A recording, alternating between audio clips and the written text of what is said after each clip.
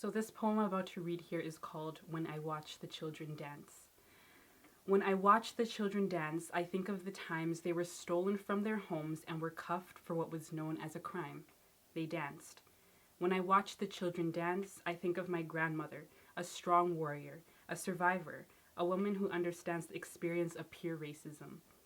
When I watch the children dance, I think of how color turned into drab and how loud laughter transformed into illegal silent cries.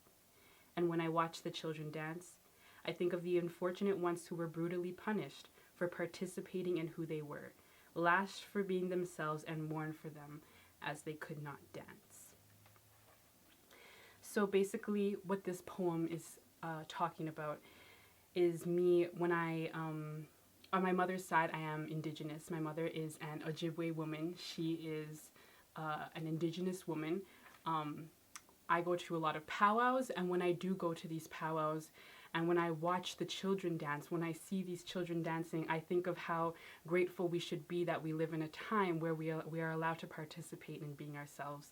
I think of the times when, just not that long ago, children were taken away and removed from their homes because they weren't allowed to participate in their culture. They weren't allowed to dance. They weren't allowed to sing. They weren't allowed to laugh because they were being forced into this colonized world, being forced into this colonized way of living. So I mentioned my grandmother in here because my grandmother did go to a residential school, and she tells me that she wasn't able to dance. You know, she wasn't allowed to do this because it was wrong. They would be punished for it, thrown in jail if they were ever seen participating in their culture. So that's just what this poem is kind of speaking about, is just to be grateful for the time that we live in now.